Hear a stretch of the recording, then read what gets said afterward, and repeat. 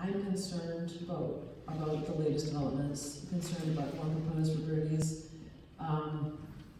And so I want to talk a little bit about the affordable housing issue. One, I very much support affordable housing, but I think that Ipswich could do a better job about addressing it. And having looked into this in some depth, I was made aware of what the town of Lincoln has done, and they've actually stayed ahead of the 40B housing pressure from coming down, state down, by developing their own housing plan, which they've implemented, and they've integrated affordability throughout the town, which is nice because then you have elderly people living alongside younger people, and it's healthier for everyone.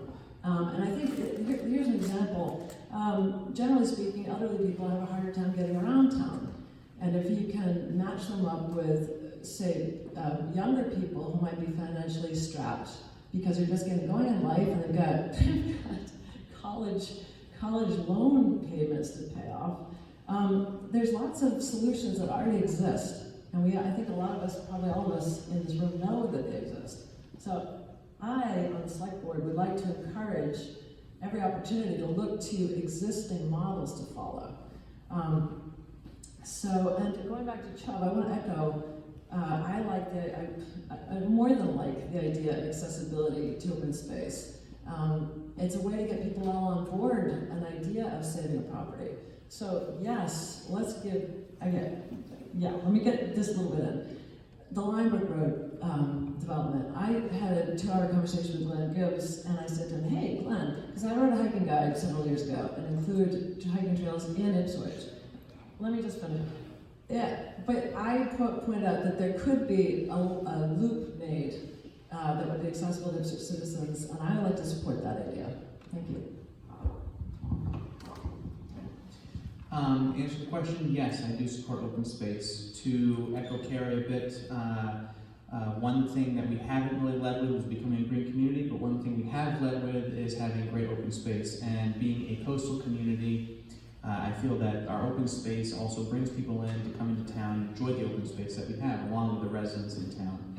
Open space also not only preserves the environment, reduces our carbon footprint, but it also keeps from the town being overdeveloped by having large developments come in and create these large structures during random pieces of town and kind of changing the nature and the feel of what makes Ipswich Ipswich. So definitely support open space. We definitely support it moving forward.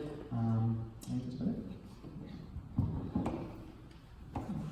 Not sure exactly what year was when we first voted for the open space bond, but I do remember that the selectman at that point in time, Pat McNally stood up and he said, look around you, look all throughout Ipswich, we will never have any more open space than we have today.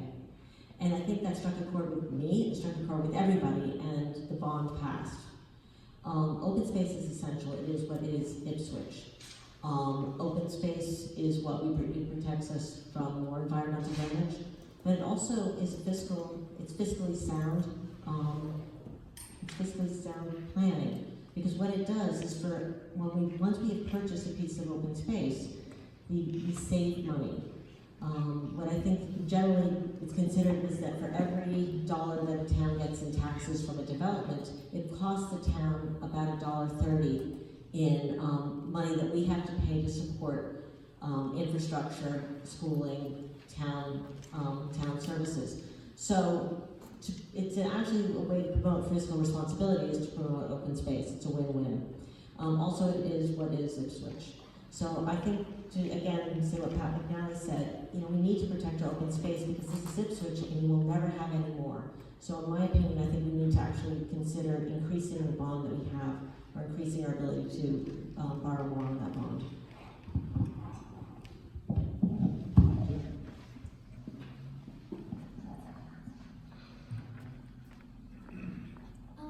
I'm Lucy McLean and I'm in 6th grade, and I would just like to say that this year we've been really working on reducing our plastic water bottle usage, and we have a Use One campaign where we like to make people use one reusable water bottle. And this is our last question, but how will you help reduce plastic use in our schools and in our town? And how often would you say that you use a single-use plastic water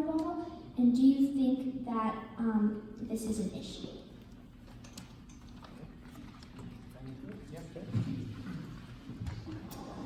So,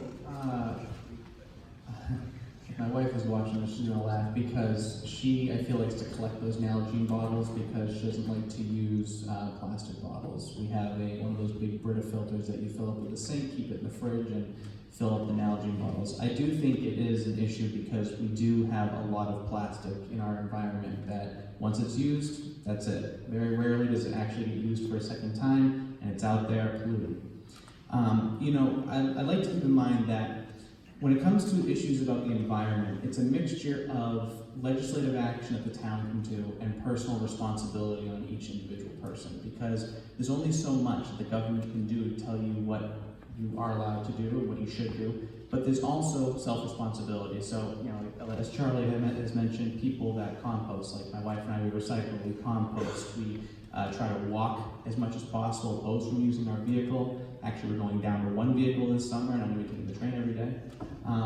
So that'll be a good exercise.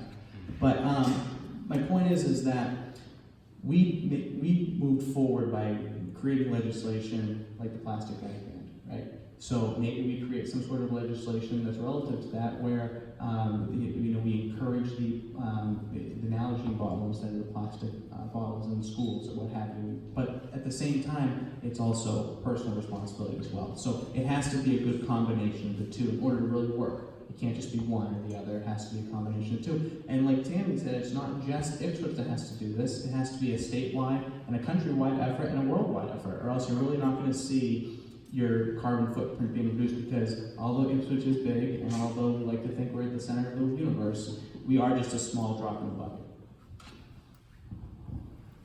It's always hard to try to find something else to say when someone said it well. I have, large number of bottles that I refill everywhere. I think one of the neat things I remember was when the high school put in a water refill station.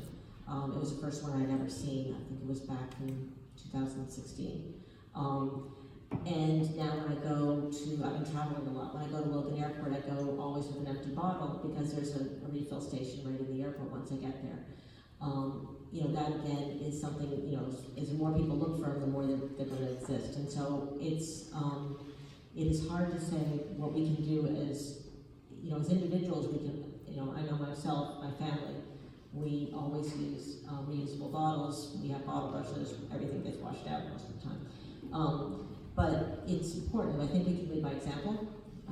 Somebody recommended to me the other day that perhaps we should consider making a ban in town hall, as a way of an example, where, they mentioned that sometimes they'll look at the FinCom meeting and some people are having not reusable bottles on their desks. So I think we can lead by example. I think our committees can lead by example, and hopefully that can also continue and sort of the domino effect into other members of the community and to the state. Right. So I don't want to repeat things. I avoid plastic as best I can, and I'll just give one example. So my husband bought organic. We like to eat organic every chance we can, and we like to eat humanely grown and processed and all that meat, very little meat. But anyway, so he came home with an organic chicken package bought from Shaw's supermarket, and wonderful chicken, nothing wrong with it, but the entire thing was shrink wrapped in plastic that probably took me 10 minutes to get out. And I was so irritated. What did I do? I tracked down the phone number. First, I thought, okay, it's not Shaw's fault, because where does this plastic originate? And so I made several phone calls until I got the person who can make some sort of a difference. And so look, if you're producing organic chicken, that suggests that you understand that consumers want organic. They want healthy, clean food. Well, people who want healthy, clean food don't want to be clogging up the oceans with plastic.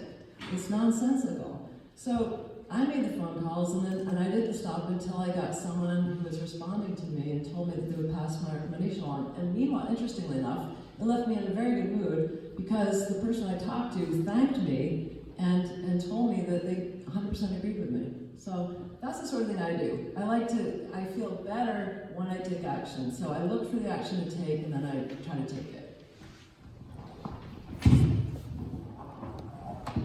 So, timely question. I just got this at the high school on Saturday at the Earth Day event that was held there. And for those who haven't seen these were sold by the students this past weekend. So my new water bottle, I also have quite a collection because that was one of the things that I specifically asked for when I was leaving IRWA. And so at my party when I left IRWA, we made stainless steel water bottles and gave them out to all the people who came. So I'm big on reusable water bottles and very low on plastic bottles. But I'll also say that having done the town cleanup on Saturday, I was doing a section of Little Neck Road. Unfortunately, I found that there's quite a few people who apparently are pretty, commonly using plastic bottles, because I picked up 2 full bags of them just this Saturday. So it's clearly something we still have to do more, not only work in terms of making them available, but also more public education about, first, not using them, and second, please not dumping them on the side of the road, because of course then they're going to end up into the marsh and then into the river and then into the ocean. So I think it's a good question, and hopefully we can work together as a community to not do them. Maybe that's your next project in terms of perhaps banning something locally. I know the students have done some good work in that area. So. To answer your first question, I don't use plastic water bottles at all. Sadly though, I'm a huge seltzer drinker, so I drink a lot of the aluminum can ones, which I know is a little bit better than a plastic water bottle, but it's not great. And I really put this in the category of kind of personal responsibility and what we can do to do our part.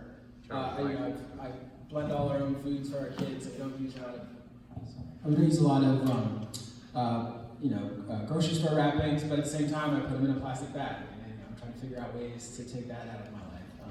I've gotten rid of plastic straws out of using them. I either just won't use a straw, or I'll only use straws, those metal straws that you can get at places. I support the plastic bag ban. I think it's glad we have it. The straw bans have been thrown about there as ideas as well. I'm sure you've seen some of the documentaries on how big of a global crisis all of these small plastics, especially as a coastal community, are. We're also lucky in Massachusetts. While we may be a small little state, we have pretty big minds that are going to MIT, to Harvard, and doing some amazing research into combating global climate change. And I'm really so honored to hear everything you all have said tonight, and which you're at the previous select board meeting making presentations, because I really feel more than any kind of town legislation, it's you all sort of setting the bar for personal responsibility that will move a big point. So I attended, and my whole family attended actually, the showing that you guys did this past winter of Plastic Ocean, which was heartbreaking and eye-opening all at the same time. Also had an encouraging message that there is something that you can do, which is to really reduce your plastic usage, even more so than trying to recycle, because especially with today's uncertain recycling, with China refusing everybody's recycling now, it's even more important than ever to really reduce your plastic usage. So every morning my routine consists of refilling my water bottle, my kids' water bottles to send them to school. I pack their lunches using reusable containers. Their snacks are in reusable containers. So we really have tried to eliminate plastic bags from our daily lives. Once you really start paying attention, you see just exactly how much plastic you use, though. It's almost impossible to avoid it completely, but we do make a conscious choice to try to avoid it as much as possible. The schools are amazing because they really also have that conscious choice as well. If you go to pretty much any school event, they make the attempt to make it a zero waste event. They'll have water filling stations instead of selling bottles of water, so they encourage you to bring your own container. You can go fill up your cup or your bottle at their water filling station. They will have composting containers out, so you can take your paper plate. They use paper plates instead of plastic plates, and so you can compost those with your napkins. And recycle anything else. So they really try to make a very good effort to make all of their events zero waste, which I think is amazing and a role model for other school systems. So thank you. Thank you. Once again, Green Team, you are leading from the front, which is where we need you for this whole fight coming up. Plastic Ocean movie was phenomenal. It really did make me focus. But probably one of the best parts of that evening was the Use One pledge that you all initiated. And if you get the select candidates haven't signed that, you should. I too am addicted to sparkling water. You can't find it in the convenience store that's in a metal can, and I hope that will start to change because it's always in plastic. This was opened at 3 o'clock at a meeting at school. It's been refilled twice by the refilling stations that you guys have provided, so thank you. So the Use One pledge, the water filling stations, and your continued commitment to educate others is very important, and keep it up, leading from the front.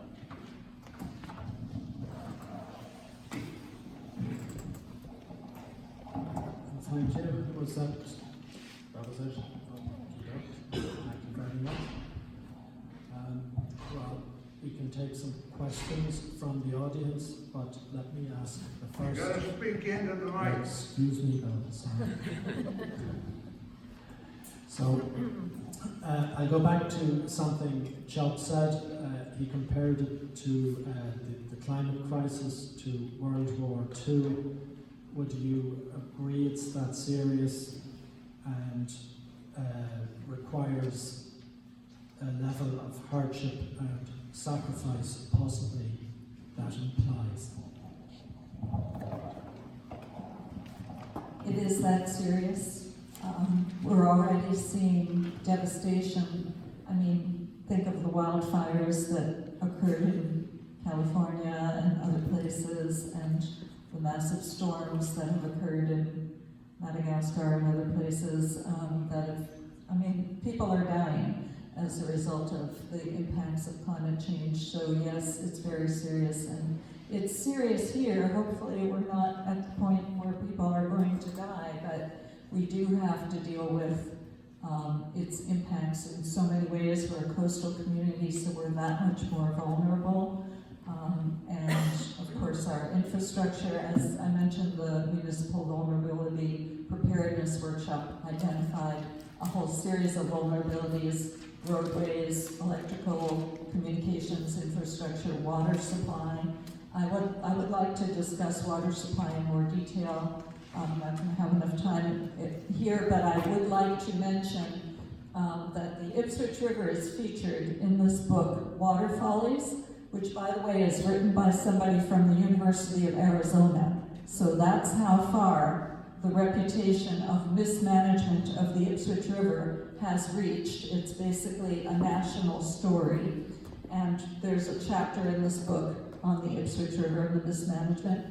The water supply is extremely vulnerable in this situation to climate change and to other mistakes that have been made in the past and that we're on the verge of making again, potentially. So I'd like to have the time to speak in more detail on that. I do think it's a problem of that magnitude. In addition to nuclear proliferation, it's the one thing that could change our entire livable landscape. And it's a really difficult problem too, because it's sort of counter to self-interest, at least among the people that can vote forward, right? We have to plan for climate change. It's going to happen slowly. We know that carbon emissions are causing it, it's going to be your generation and the generations after you that are going to deal with by far the worst effects. And not just in this country, but it's going to hit places that are around the equator, more quickly. And those are much poorer communities. Not only is it not our generation, but it's people that are very far away from us. That's going to cause large human displacements across the globe.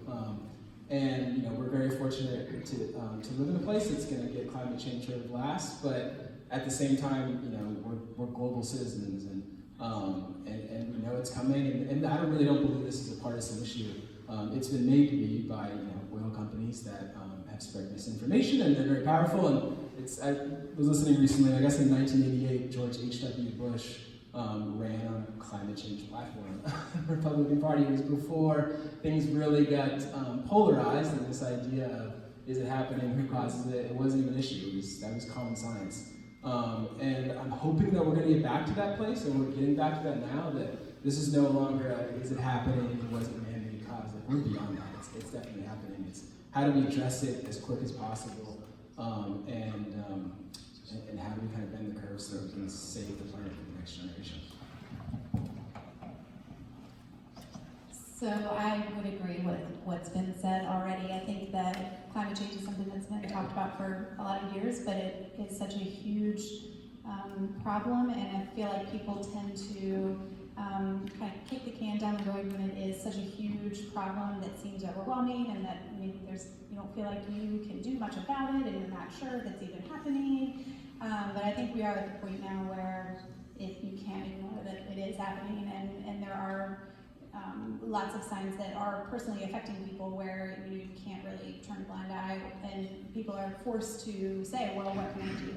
And so I'm encouraged by that I think we are at the point that people are committed to trying to keep us from, tipping the scales too far, where we are getting close to that point. It's scary, but I am optimistic that I think that we have a lot of brilliant people and average people and everybody who is willing to now look at solutions and try to figure out what we're going to do to change it. And it starts in the schools again, like Chubb said, it starts at the schools, and I think that you guys are going to be the leaders in what's to come. So.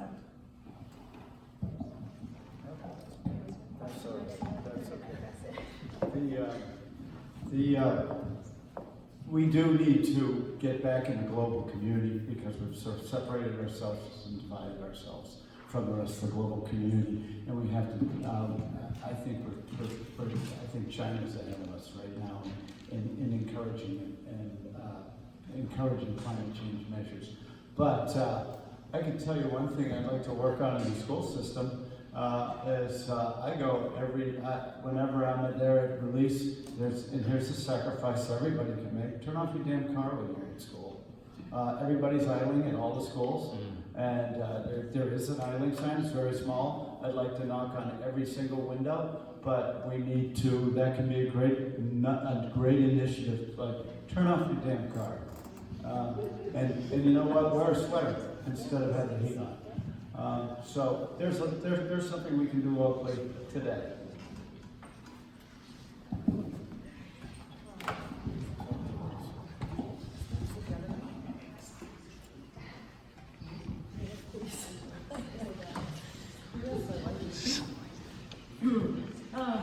So a couple things to remind. One is, I agree. I think it's exciting that the young people are taking the lead, but I cringe a little bit when I say, and it's you guys are going to do it for us, because I'm not you. But if I try to listen with your ears, I think, come on, we're all in this. We all need to do something.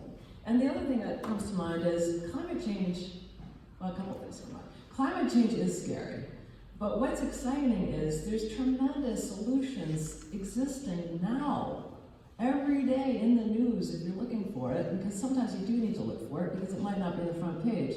But there are incredible solutions out there that are being implemented. I mean, whether it's electric cars, whether it's hydrogen cars, whether it's asphalt that actually functions as a solar collector. These are existing technologies. So I think one of the great tragedies is that what we're experiencing has come about by actually a small percentage of individuals on the planet. And it is about money making. And that, so that's a tragedy. But what's exciting is any kind of catastrophe does actually amount to an opportunity. And there's a great deal of opportunity here. And I think that if we focus on the solutions and focus on what can be done, it'll lift our spirits, and it'll actually lead us to the right solution. I do think this is a crisis of global proportions, similar to, as we said, World War II, 1930s. And I do think that if we had movie theme music going in the background, maybe everybody would pay attention that we have floods and famines and fires.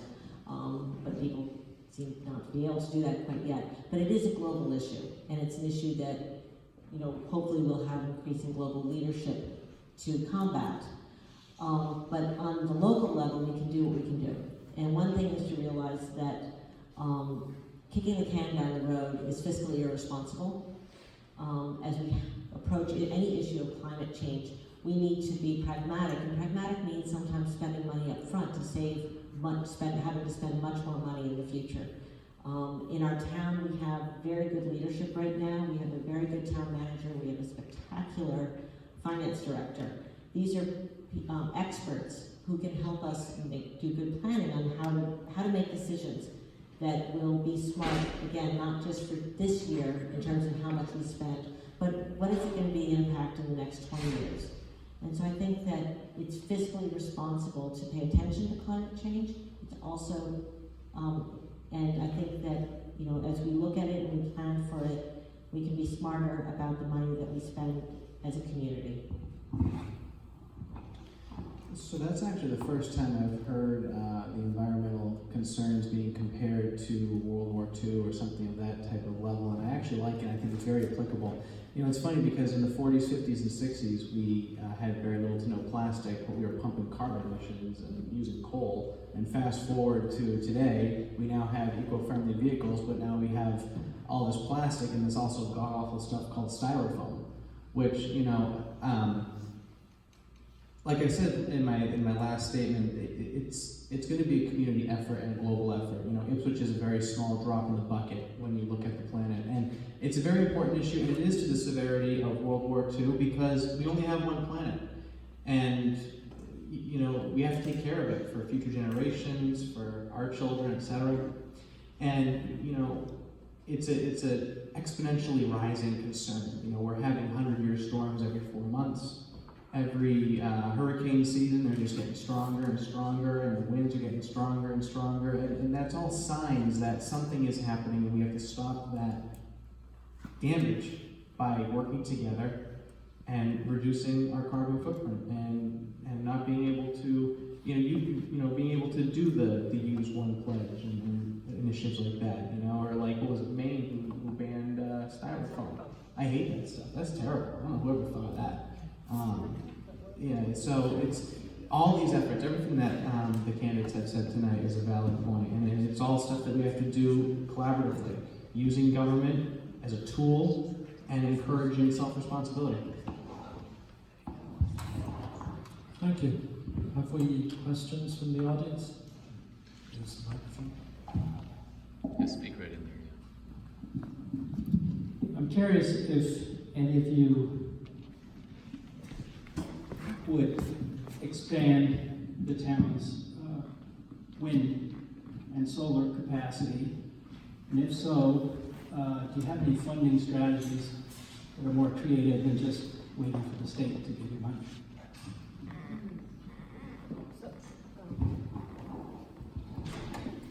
I would do everything I can to expand the solar in Ipswich and the wind. Frankly, there's an incredible array of wind turbines. They don't need to be the enormous ones. Some of the most efficient ones are tiny. So I think it's worth really studying which fits Ipswich in the circumstances the best. Fully study that. It is upsetting when you find out that entire flocks of birds could be destroyed by one of those large ones. So anyway, I want to really study that. And you might find that the tiny ones that go on rooftops might be actually more economical.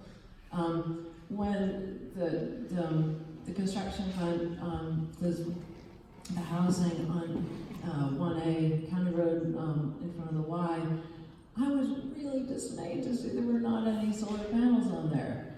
What I don't get is why would there be any new building that does not include solar? I just don't understand that. I don't accept it.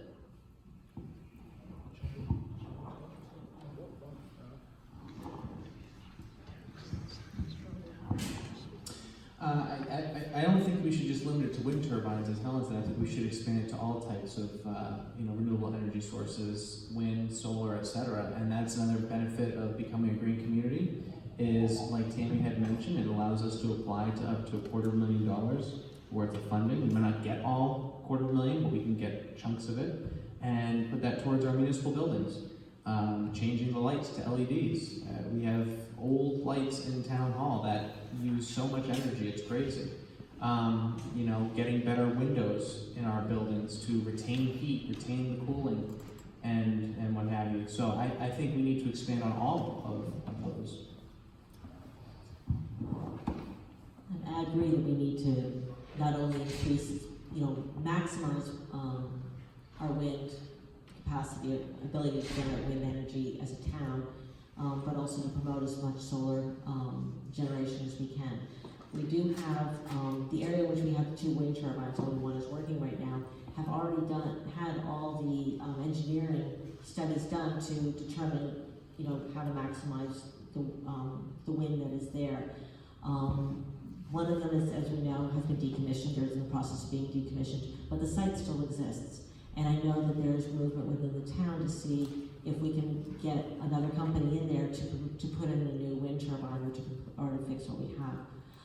So I do agree that we need to have a better plan, and that may be part of our community development plan, but a strategic development plan of how are we going to pinpoint exactly where we can put wind turbines, because if you start to go around the country, you'll see that there's a huge proliferation of wind turbines on the mountain ridges, on the places which have very good and steady wind energy. And we know, anybody who lives near the coast knows we have good, steady wind energy. So I think we need to maximize it. I don't have a specific plan, but I know that is something that needs to be, I know that the engineering has been done on a number of our places, and I think that we can do a better job to promote that within our town. I basically agree with those comments that have been made. I think that the green communities, becoming a green community will give us some resources that we need in order to improve our energy efficiency for our municipal buildings, but also I would like to see more incentives to improve both energy efficiency and to adopt, solar panels and such for individuals. And I have mentioned in a prior forum that I signed a contract months ago for solar panels, and I'm still waiting because I've been, apparently the company that I signed the contract with has been held up by a problem at the electric department here, so I'm like, I'd love to see that move forward without snags. So I think that, we're on a better track with the green communities that will hopefully move us forward. I do think that we need to repair or replace the wind turbine that's not working. I agree with Helen about the micro wind, that there are some opportunities there that we haven't really begun to touch, but we should. So we have to move in that direction. I drive a hybrid car, but I'm currently looking at, maybe it's time to look at the electric vehicles, but the community did offer some incentives for electric vehicles a while ago. I'd like to see that happen again. So those are some of the approaches that might help us move forward. I really think the town needs a plan for sustainability across departments. And I think we hear that a lot. It's an issue that not just our electric grid, but our water capacity, and how we're going to deal with growth, and how that matches the infrastructure needs we need to make. In terms of wind farms specifically, I don't know if you all have heard about the windmill that is now dysfunctional. It had a fire, and I really feel like I'm almost, it breaks my heart to think that we went forward with a plan that was supposed to be cheaper rates on that wind farm. It was actually much higher rates. The company that came in here, looks like they're going to go belly up, and the town may or may not be on the hook for dollars to fix it, which is really sad because it's renewable energy that's just going to waste right now. However, in terms of scaling that, I don't know if that area can hold that many windmills to kind of really make a dent in our footprint. And also, I would never want to kind of violate, my core principle, which is, keeping our green spaces green and such a draw. I don't think we're kind of like the Cape wind areas where they can really put them offshore substantially. I don't think we have that option. So building too many windmills in the town to kind of meet our sustainability demands, I don't think is necessarily the right route. And the technology is changing around, whether it's geothermal or the price of solar really going down. And I think that when we look at a sustainability plan, that wind should be a part of the mix, and we should look at the latest technologies and fixing the current capacities to build as much as we can. But it has to be part of a broader plan across our infrastructure to go forward. I'd also, in that same vein, we really need to kind of reduce the capacity demands, because even if we don't increase new renewable capacity, we can do a lot of things in the town to reduce our capacity, whether it's making it our housing solar panels or rain barrels, or there's a bunch of tax credits out there. So. That's fine.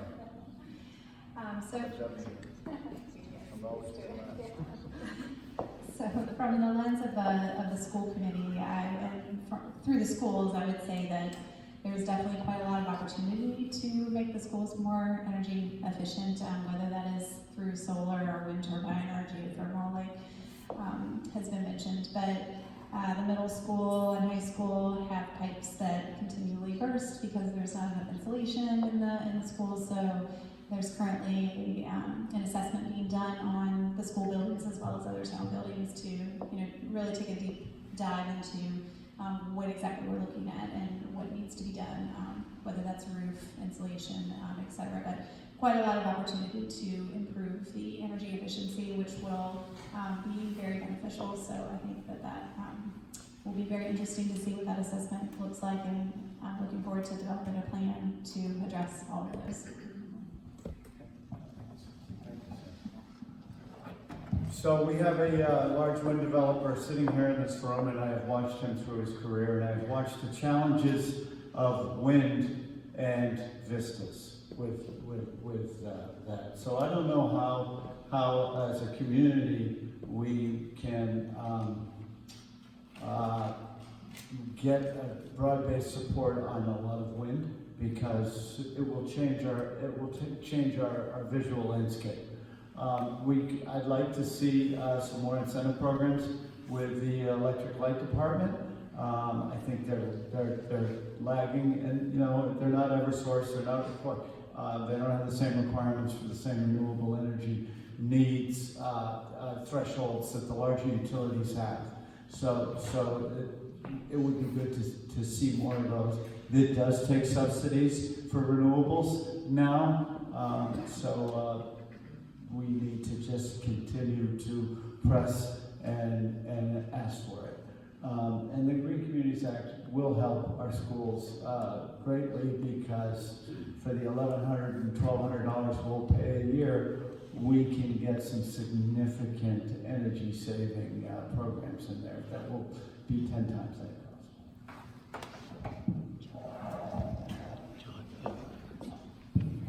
cost. I've had a solar array on my house for about 9 years, and it's such that we generate more electricity than we use every year, and that's showed up as a credit balance on my electric bill. And in the beginning of the whole arrangement, I used to get a check from the town for that balance. I no longer get that money, and that money now goes into a fund in Ipswich, I think the purpose of which is for sustainability initiatives. I wanted to know if you knew how much money was in that fund and how specifically it's being used at the moment. Just going to cut the time allotted a little, okay? So, for the question.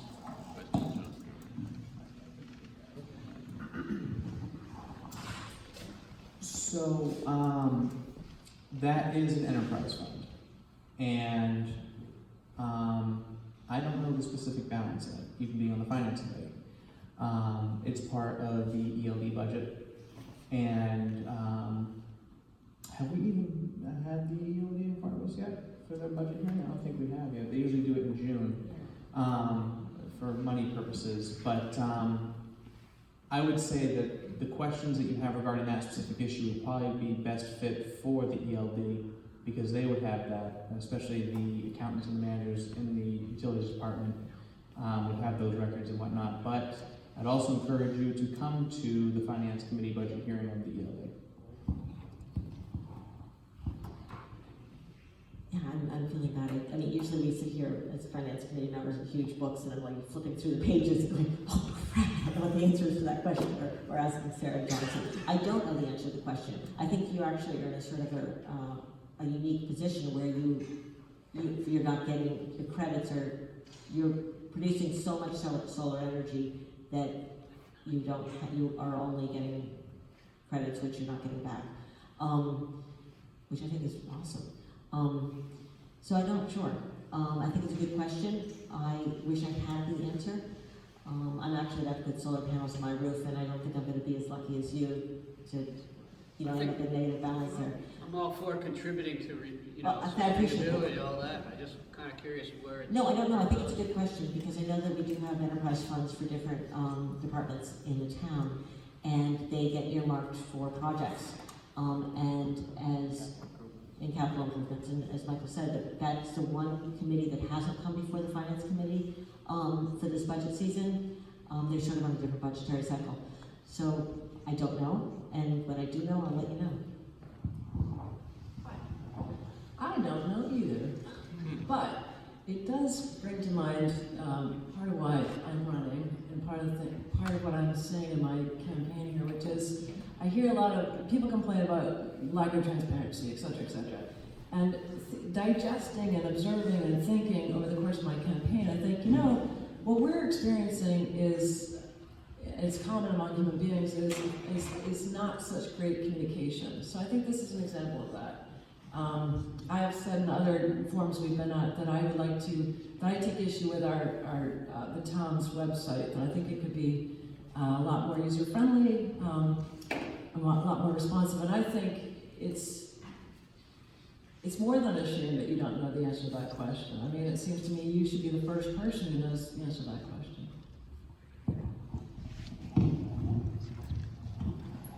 And I don't know the answer either, but I'll say, as I mentioned, that I'm getting solar panels hopefully at some point, but I didn't mention that I had been rejected 6 times previously when I tried to get solar panels. And I felt like it was a little frustrating that it was that difficult when somebody wants to do it, and found it so hard to be rejected. Now, I will admit part of the reason I was rejected was because of the huge invasive Norway maple that shades part of my roof. It's on my neighbor's property, so I can't do anything about it. But another reason was because they said I didn't use enough electricity. And that was a little frustrating, so what am I supposed to do? Use more electricity so I can qualify for this? It seemed kind of like a self-defeating kind of rationale. So I'll leave it at that. Yes, I think it's somewhat of a pattern with some of these kind of scattershot green initiatives, whether it's that single windmill that was one developer and throw it up, and then whether it's a single windmill, it's one developer, they promise that the rate was going to be this, but then the state has different ways to calculate the rate, and yourself too. I'm not looking more into this. I'll talk to you afterwards. I'd love to know more. I have heard that. I also know that there's different ways in which the state is allowing excess energy to go back in the grid, so I'm not quite sure if it had to do with that. I just got the Finance Committee report on my doorstep today, so I've gotten to the first 2 pages. I don't think it has this piece in there, but there was lots of talk about water and electric rate increases and tax increases, and I think it's a big part of when people are that was your money. When you made some assumptions to put that solar panels on your house, you were promised one thing, and then it might not be a ton of money, but that we shouldn't be promising things on energy efficiency and cost savings and tax credits, and then taking them away, especially when that's just going to disincentivize people to get involved in the program instead of what we want, which is to get more people doing this to relieve capacity in the grid. the deal now has made me consider how I can use more electricity and use up the electricity that I'm making so that So you don't it's a sort of net balance. I'll be real quick. I built a 2.5 acre solar array on a building, and it generates much more power than the building can use. I sell the credits. I sell them to three low income housing projects. You could perhaps lobby ELD to do the same. So take your credits and sell them to other people who can use them. It's at a discount, but it's a great deal. I don't feel like your question's really applicable to school committee in general, so I will not comment, but thank you for having solar panels on your house. I think that's awesome.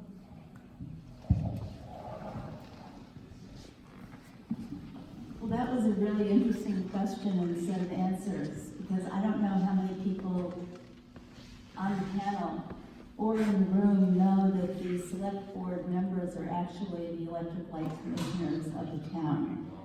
And the electric light department, I believe, I write a climate change column for the Ipswich Chronicle, is very unaccountable. It's not being held accountable.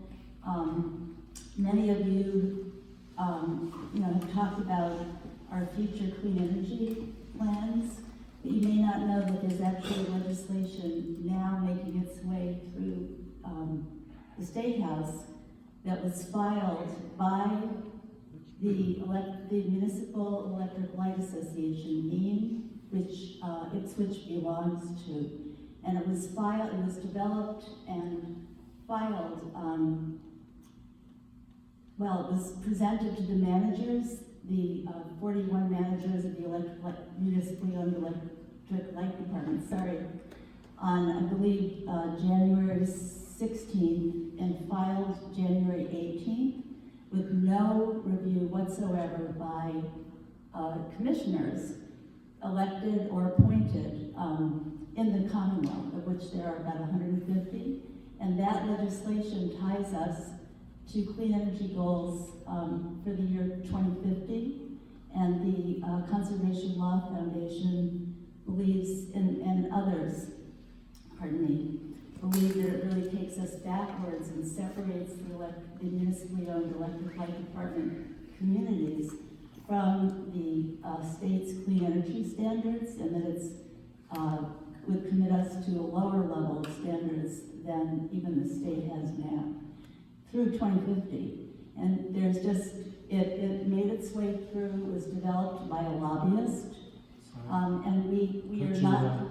Could you phrase that? I'm sorry. So I'm asking, I'd like to ask the current select board members why they have not, I wrote it up, why they have not held the electric light department and NEAM accountable, why we have not withdrawn from NEAM given that behavior. And I'd like to ask you all whether you're going to really do your homework as electric light commissioners for the town, because right now I think there's just, it's just so complicated and people just leave it up to the ELD as we've just heard, and that's unacceptable. Okay. So what will you do to change that? Thank you.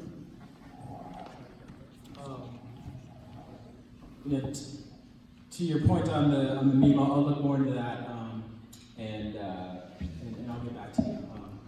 But the planning aspect of this is really, you're right. It's extraordinarily confusing. I was at this select board meeting where they, the electric head, gave his presentation on why they need higher rates, but it wasn't, and I read the materials behind it, and I couldn't get the plan and what our top priorities are for the electric department, why these rates need to increase, what our kind of, our plan is to get out of these capacity issues and these rate increase issues. And I think that across departments, we need to go through a strategic planning initiative.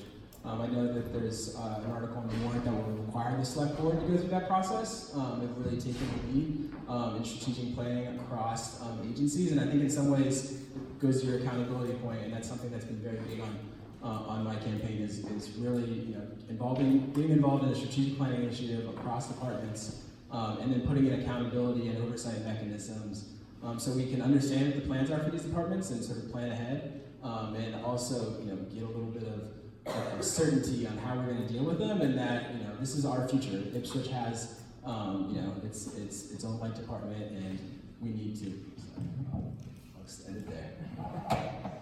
And you go that way as well. More of a sweat. I'll just mention here that just in the last couple of days, I received some information from a friend who lives in Sharon, and I sent it on to some folks involved with the Green Team and the schools, because Sharon's school kids, like a similar scenario, just proposed something to their town, which was adopted, which was that they would agree to meet a goal of 0 GHG, that's greenhouse gas emissions, by the year 2050, and to have that be a binding standard for the community. And so that's maybe something that we might want to consider also, to have a more concrete goal in terms of the level of reduction, given what we know about the recent information about how greenhouse gas emissions have really increased dramatically, and the catastrophic impacts of climate change are projected to occur much more quickly than had previously been the case. Maybe we even want to aim for that 0 emissions standard to occur more quickly. But I think that we could take more initiatives on our own to do that sort of thing. Charlotte, thank you. So my quick answer to that is, this gets to the heart of why I am running, as I think you know, because I was encouraged to run last year for reasons associated with your question, really. And I just want to thank you, because I think the work you do is fantastic. You're really very diligent, and you're very accurate, and thank you very much.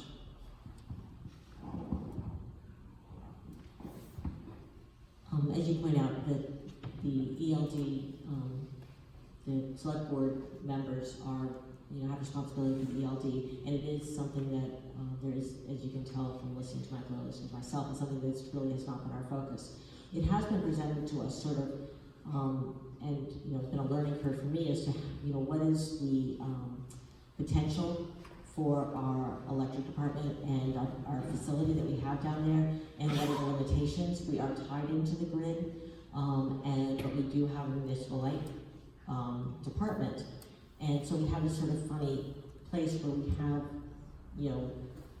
the ability to, it benefits to people with solar energy, because we've got the ability to bring that into our program, and we sell the ability, or we get paid for the ability to generate power. But it's an archaic building down there, and we can't use it to support our own local electricity, because it doesn't have clean enough energy. But I think that what you're pointing out, and it's something I don't know, but I don't think there's anything that, any person who gets elected to select board should be able to ask these questions and do this analysis as to why is it that if we're joining something if we're part of something that is giving us worse standards, then that's not acceptable. So I think these are things that need to be looked at, and I don't think there's any reason why a member of the select board can't have the cognitive ability to do that. So your question is definitely more appropriate for the current commissioners, because obviously they would know, but it leads to the point that research and continuity is key for people who are running for these seats. One reason why I ran was because, ironically, I am the finance committee representative on both the water and the wastewater subcommittees. And so just to put it into perspective, although the select board, they're all commissioners, they usually appoint 2 people of the 5 that go and to the subcommittee meetings and represent the ELD, the water, the wastewater. And ironically, Ed Rauscher and Bill Kraft are both the water and wastewater subcommissioners for the select board. So my hope is, since they are departing, if I do get elected, I will ask the board if I could step into one of those 2 roles. But my point being is that your question is best suited for those commissioners that are on those subcommittees that would have the answers to those questions. But I think it's very key that people as taxpayers who are going to be voting, should realize that research, knowledge, and having a thorough, in-depth knowledge of everything is key. And we can't keep making decisions without knowing all the information, and we can't, not let these things go above our heads without doing the in-depth research to it. So, good point.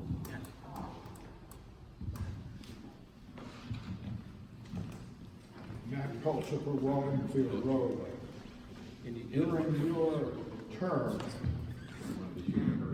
During your term, you will be asked to take a position on what could amount to a $40 or a $50 million investment by the town, and that is a new primary school.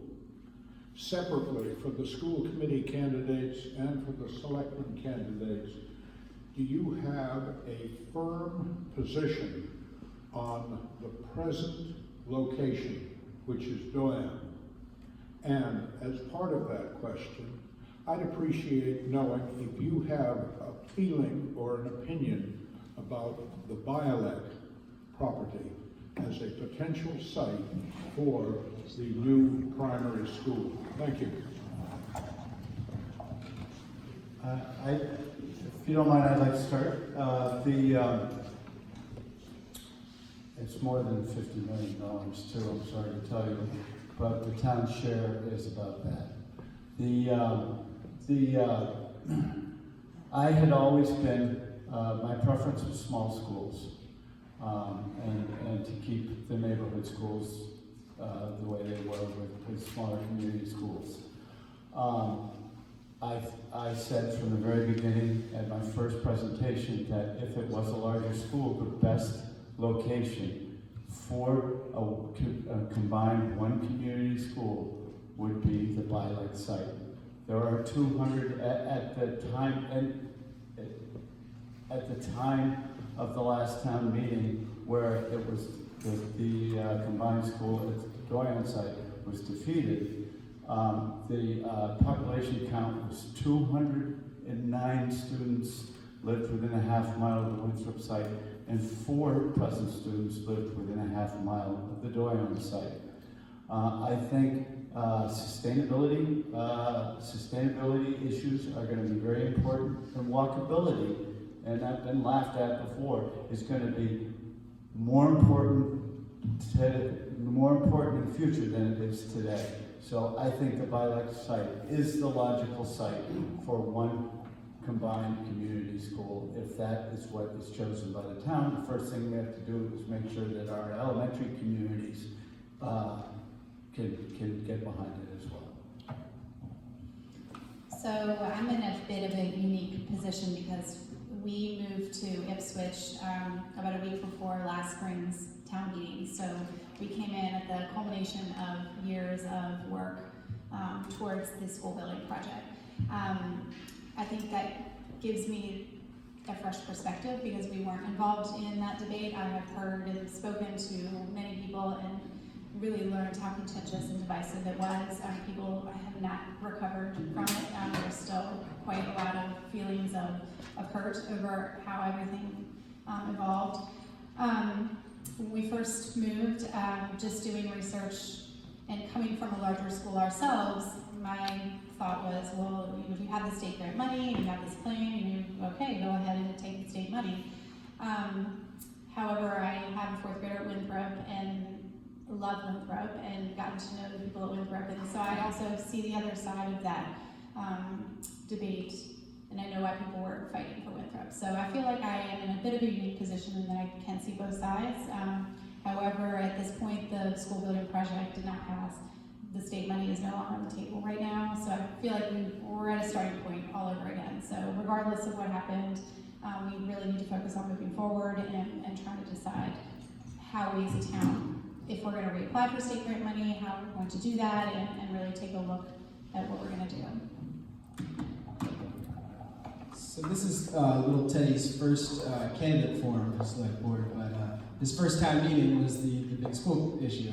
I think he was 3 or 4 weeks old at that time, and by the grace of God, like tonight, he did not start screaming and we had to leave. So I say for the vote, And I voted for the one school. You know, my grandmother taught at Winthrop for many decades, and a big reason why I moved to Ipswich because I wanted to send my kid. He doesn't walk very well now, but I'm hopeful that he'll be walking well enough that I can send him to walk to school as a kid. So I was torn on that issue.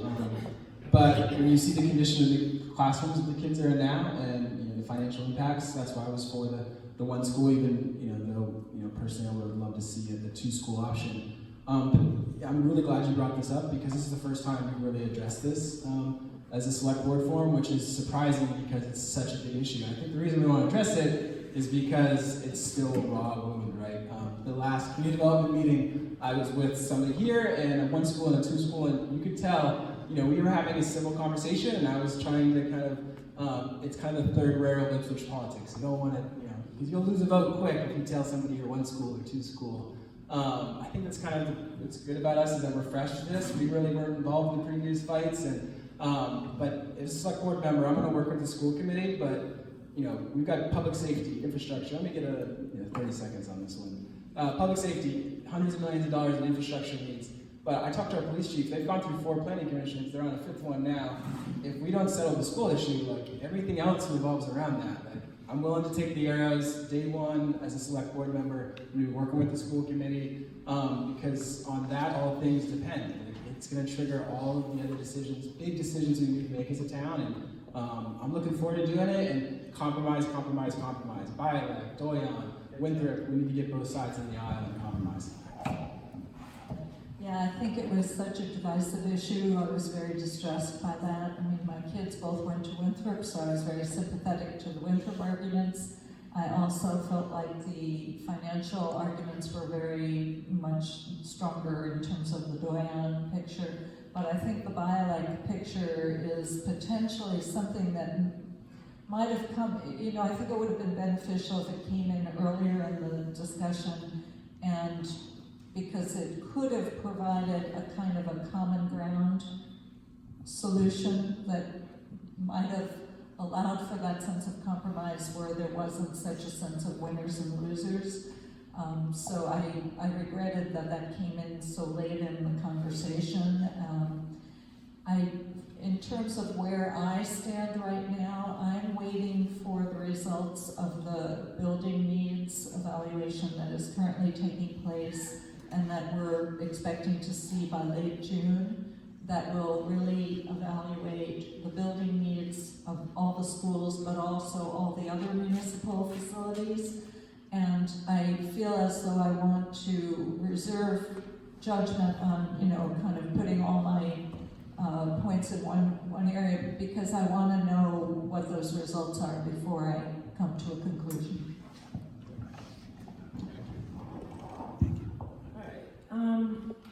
So actually one idea thought comes to mind, which is I think the mess we got into with the school is a very clear example of Ipswich kicking the can down the road. We've heard several different people talk about the kicking the can down the road. Well, I think if we addressed the needs of the schools more quickly, more directly, we might have avoided some of these problems. Obviously, that's hindsight, so that's not that useful. Except for looking forward. So, in doing my research last year when I ran for 2 weeks as a write-in candidate, I came up with some interesting information which people may know or may have forgotten, which is Ipswich at one point had quite a few schools. I can't remember the number, it might have been 5 or 6 at once. In other words, you could have your neighborhood school that you could walk to, and they were in all the different corners of Ipswich. And one of the things that happens when you have 2 schools, you have a natural rivalry. Human beings work that way. Unfortunately, at least exciting sports games. But it's not so healthy when you're trying to solve a solution, come to a solution. So when I talk to people, and one of the people I talked to was a very interesting man, some of you might know. His name is Kenny Main. He lives on Lyman Road, and he had a very interesting solution, which I think is not possible anymore. But it would have meant using buildings that already exist, including the current town hall. Okay. Anyway, I will conclude with this. I went to a event in Keene, New Hampshire, and I looked around, and I was really enjoying the space I was in, and I thought, you know what, Helen? This building looks an awful lot like what I think they proposed for Ipswich. So I found myself thinking, gee whiz, maybe this is a good solution. It is difficult to go backwards. I mean, I think it's, there was an opportunity lost when the vote went down, and now we have to start again. We are now at the bottom of the list. And so when it comes to the issue of what we're going to do for a new school, we have two things we need to think about. One is we need to continue to figure out how to make capital investments to maintain what we have while a new school committee starts to work on a project for what we're going to have going forward. I don't know to what extent the community is willing to work and look at what was proposed. As a finance board member, I liked the Doyon site, and I liked the plan. I always had the opportunity to sit down with the principals for the Winthrop and Doyon School and hear how the educational plan fit the building. And it was a good educational plan. It would have brought the best of both Winthrop and Doyon together and brought both of those communities together in a way that I think was very positive. But I think the whole issue still is the community's not ready for that. And until our entire community can just start working together to figure out what they want for their next plan, we're sort of stuck here. We do have good plans, we do have a lot of money invested in it, but right now we're stuck with having to patch roofs until a new plan can be developed. And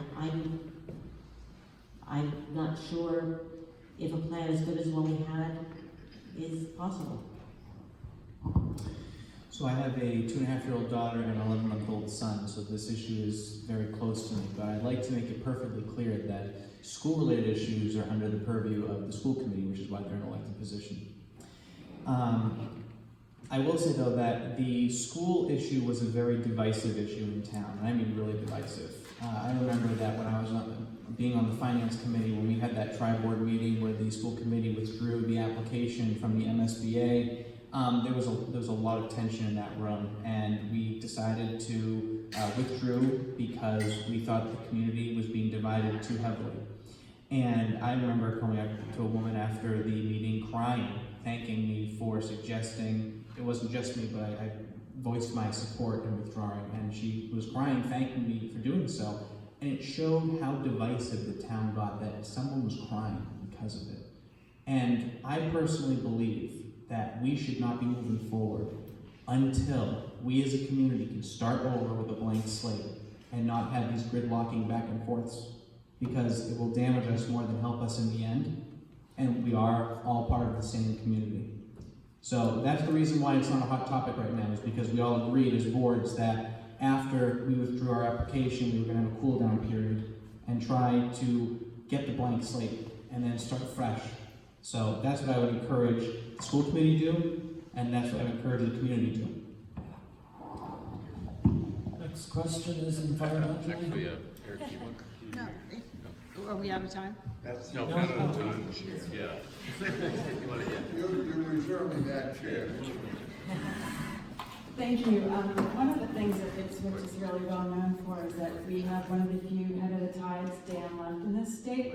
One of the few tides that blocks the ocean from a healthy river.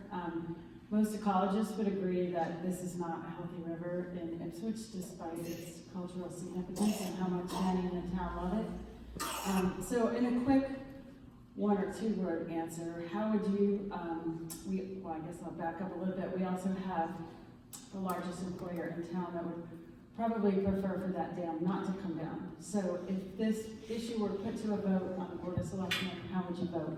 Thank you. I would vote that we need to remove that dam. I started working on that dam removal project 20 years ago, and one of the first people I talked to about it was Tim Collins, the CEO of EBSCO, and he told me repeatedly over the next number of years how much he wanted to get rid of that damn dam. That was his way of putting it. And I'll also reiterate what you said. There have been several studies done that show that removal of that dam would be one of the most important ecological restoration projects that could take place anywhere in New England. So people don't realize how damaging that dam is to the Ipswich River, but because it is right at the head of the tide, it's much more damaging than most dams. And we cannot have a healthy river as long as that dam is there. Yeah, I'm in favor of taking down the dam. I portaged my canoe across County Road through the graveyard and walked through the poison ivy to put it above the dam. Yeah, I get poison ivy about 3 times a year, but it's worth it to access. And in addition to the help for climate change and ecological restoration and restoring fish populations, it gives us the possibility to put a canoe and kayak lodge downtown. And so the twofold carries economic benefit piece. We get that piece going. Now we have more people coming on the weekends and these empty kind of parking garages at EBSCO. I know EBSCO has some issues with their foundation that we need to figure out to remove that dam. But if we can, access the river from downtown, help revitalize downtown, draw more people in that area on the weekends, I think that's great. Yeah, my last piece I just want to address this idea of a cool down kind of year. I mean, a year has passed since that meeting, and we don't just elect select board members who vote yes or no on things. We are electing leaders that need to move the process forward. And the select board had a big role in the last one, whether it was eliminating Bollick Park as an option for the school thing. And we need everybody to break down silos. The cooling period doesn't matter for the kids who are learning in substandard classrooms. The cooling period doesn't matter for the finances of that project getting more expensive. We need to break down silos. And if we're going to do new public safety buildings, it all depends on that. Yeah. The dam? Yeah. Yeah, take down the dam.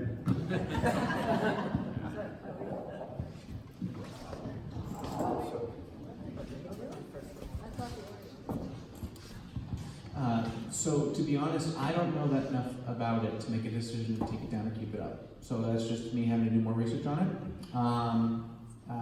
I will say though that our decisions should not be based on a company's wants or needs, even if they are our largest employer. It's a community effort. Obviously, we have to take into consideration everyone's involvement in it. So the company's concerns would be taken into consideration, but not ultimately the decision-making factor. So again, I will do my research on it because I'm sure it's going to come. If I get elected, it's going to come across the desk. But yeah, that's my answer. I'm in favor of taking down the dam. I believe all the scientific studies have shown that it's to the benefit of the river, to the benefit of Ipswich. I think it's also my understanding that the studies have been done on the foundations of EBSCO, and it won't be to the detriment of EBSCO. I think the role of the select board can be to try to mediate any concerns that one of our largest employers has, and to show, which I believe the studies have been done and the data is there, to show that this can actually be a benefit not only for the community as a whole, but for EBSCO in particular. Well, I'm going to say Carrie, who's, I would say, the most versed in any kind of water issues of all the people here. I am solidly with her on this, and then if EBSCO is saying what she just quoted, I'm absolutely behind it. When I walk over the bridge and I see the fish ladder and see absolutely no fish in it, it's frustrating as heck. The other thing I just want to say again, in general, in my platform, in my position as a candidate here is, I'm about solutions. I don't want to get hung up in problems. Wherever there's a problem, there's a solution. It just takes determination. I'd like to just clarify one thing. I mentioned Tim Collins had said he wanted to get rid of the dam. Well, Tom Wheeler has been in charge more recently, and he does not want to. And he brought up the argument about there being wooden pilings possibly preventing that. There was a study done to show no, there aren't wooden pilings, and removal of the dam would not harm the building. Yes, Jacob Morgan. I think it is an apt comparison on World War II, and in terms of combating this existential crisis that we're facing right now. And as you recall, how we met that challenge was a combination of personal responsibility and commitment. The government was somewhat involved also in that. The federal government, the state government, the whole country was unified politically. So I'd like to know when you look at this crisis and you see how humanity is going to confront it and solve it, and what is your role, first of all, as an elected official? We get that there's personal responsibility in this, but what can you do as far as pushing legislation, encouraging Ipswich to make the proper decisions, and encouraging the state and encouraging the federal government, and at all three levels, do you think things are being done adequately currently?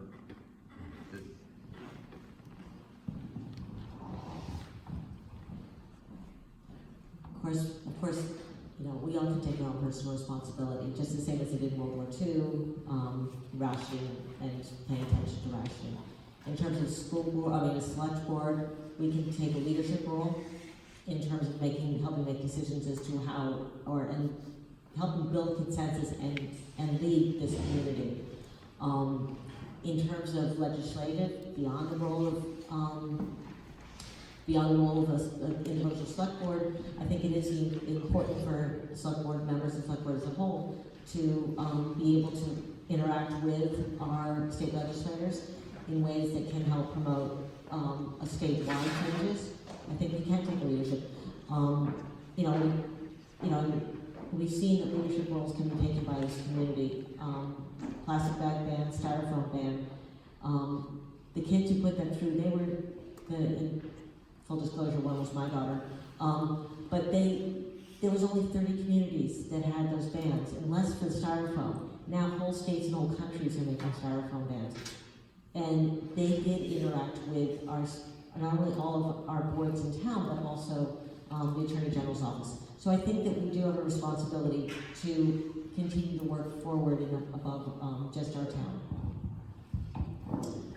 Yeah, it's a combination, as I said before, personal responsibility and government being the tool to push legislation to encourage that. I mean, anything that the select board members can do to incentivize people to become more eco-friendly, pushing and supporting legislation that the kids do research for, like the plastic bag ban. Who knows, maybe next year we'll see a plastic bottle ban in schools, something that we have to look into. But, it's going to have to be, a combined effort of everyone getting together to think of initiatives to push through government, to inspire up the ladder to state and federal, etc.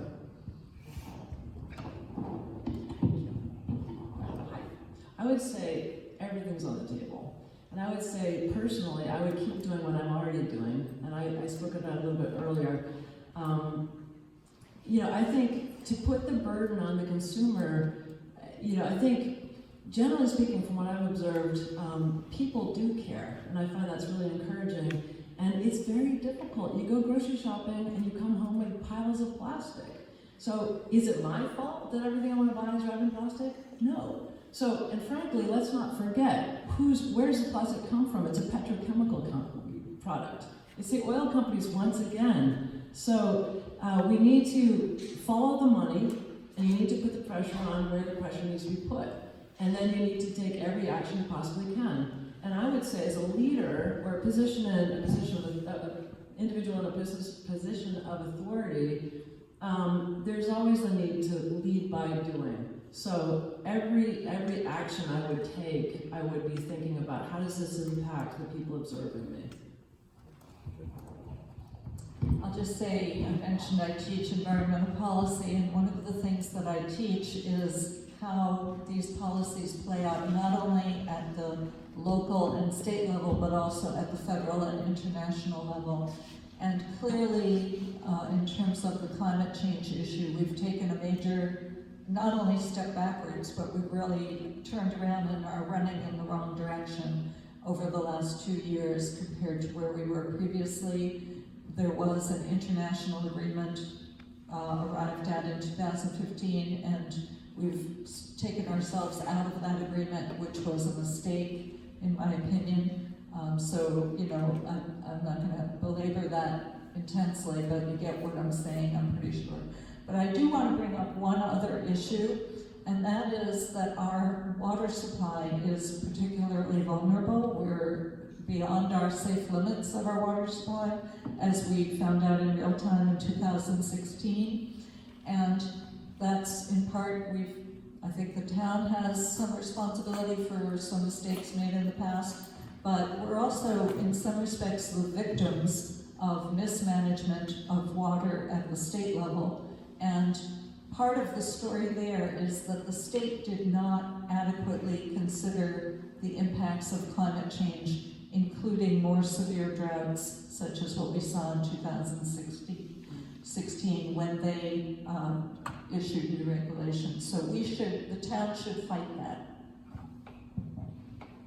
You know, beyond the personal responsibility piece, I think it's pretty clear that the town needs a sustainability and resiliency plan that's, cooked into our DNA across departments about how we're going to address these issues. From a micro level, we're not going to solve, obviously, global climate change through Ipswich. But, from a larger town level, and other towns are doing this, we can look at ways to reduce our footprint that's both good for us economically and good for the environment. I work in the Baker Tilly Administration's Executive Office of Labor and Workforce Development.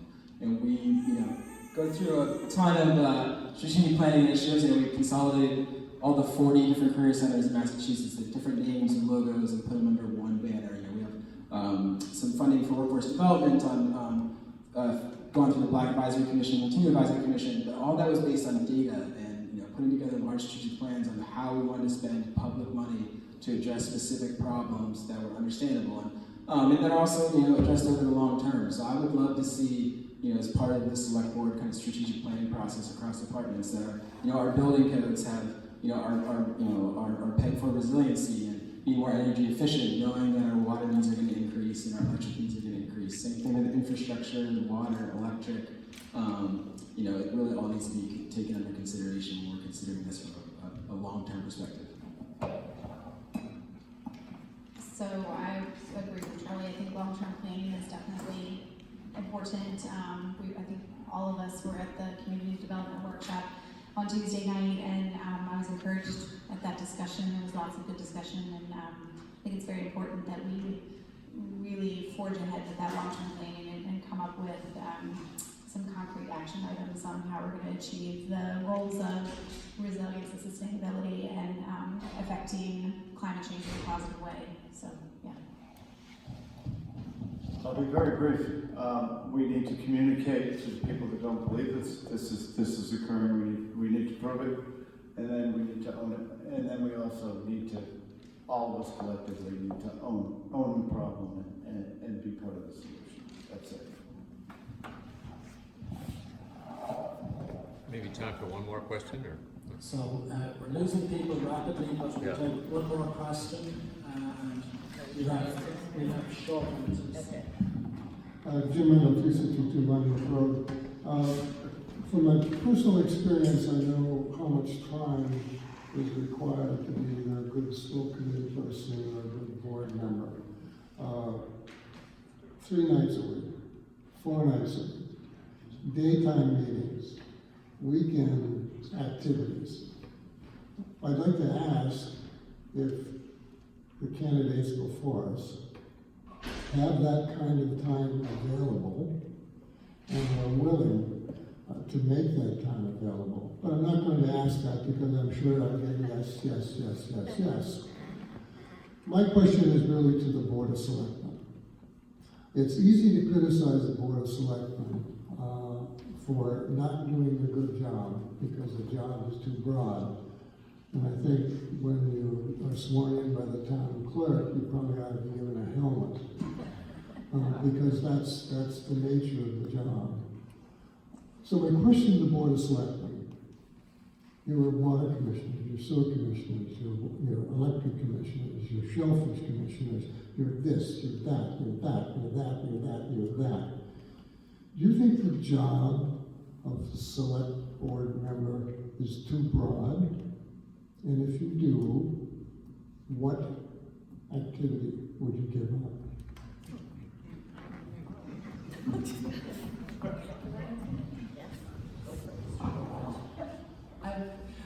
One of the things I've found out about running is I really enjoy it. And why do I enjoy running is because I enjoy meeting the people at a meeting. I enjoy thinking about the questions and the issues. this is actually a revelation to me, a little bit. And I also know about myself that the more I involve myself with a problem or a project, the more I actually enjoy it. So I'm more productive, I'm more invested, and I'm happier as a human being. I have no children. I've decided last year to run. I'm carrying it on this year, so I'm fully committed. What would I give up? I would not give up. I'll just quickly say, I like to think holistically. So I like to look across, Charlie's talked about, sustainability across the board. So I think there's actually a real value in that too. So I'm going to give some of that.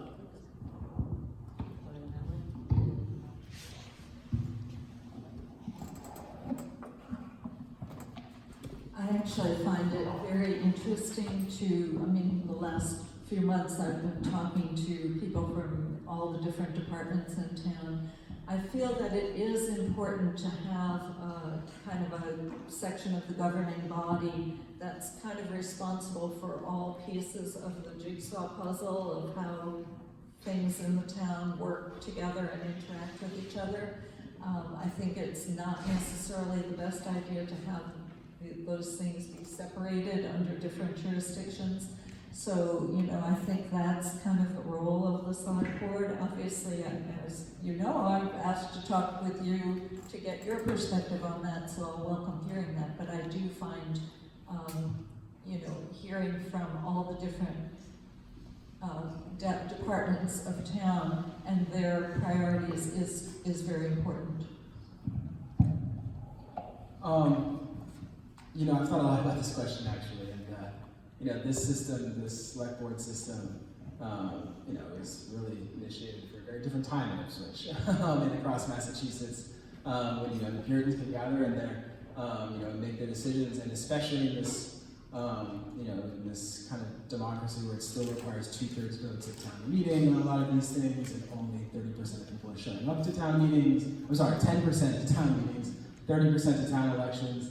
Not only is, me as one of 5 on the select board, not necessarily, this isn't a mayor that we're running for, but we have to get buy-in from the people. So essentially this job, while it has its specific functions that it needs, you can also kind of choose your lane and just like any job that you're in, work collaboratively with the people and the departments that you're at and make real positive change.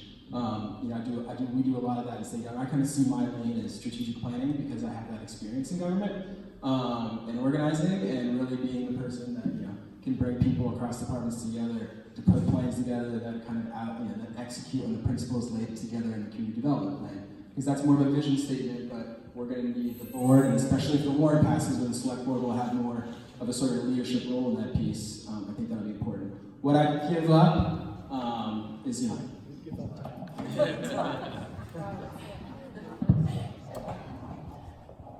as a member of FinCom, I, definitely there are nights when I'm like, oh please, not another meeting. And I think I'm hopefully I'm going into the select board with open eyes if I get elected. I am in a unique position where both my kids are either in college or out of college, and so I have the nights. But it's difficult. I think that there's, the only thing I can hope is that, whichever select board members are together, the 5 members can find a way to be most efficient with the use of time and with assignments to committees. Because I know that it's an overwhelming amount of time that is required and asked for by the select board. I think I put aside enough time to do it. And I hope I'm going in with open eyes, but I feel like I'm in a different place in my life than I was a couple of years ago where I would have had children at school, in home, and in high school. Jim with the curveball question, very good. The warrant actually might beat you to it because there is an article saying that we might lose the authority of voting on the dangerous dog, so that might be one thing right there. Right. But do I think that there's something that should be removed? Personally, no, because when you think about it, ultimately the select board is the equivalent of a mayor in a city, and we're responsible for representing the town as a whole, and we have to take into consideration all the concerns of everyone in the community.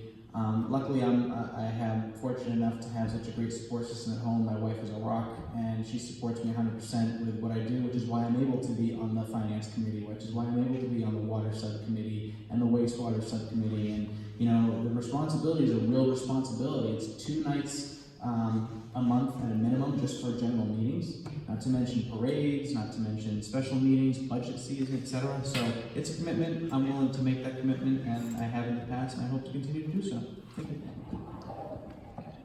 Okay, well, thank you very much. I'd like to thank the Green team who have left for the questions and organising it. Reverend Clark from Thank you, John, and candidates. Thank you very much. Just in case you don't know who our candidates are, we have 2 school committee candidates, Charles Chadwick, Sarah Gillian, and 5 of our 6 select board candidates, Charlie Pierce, Terry Mackin, Ellen Weatherall, Tammy Jones, and Michael Doherty. The election is May 21st, and there will be a school committee candidate forum on Monday night, if you are so interested. Thank you. Thank you. Thank you. Thank you.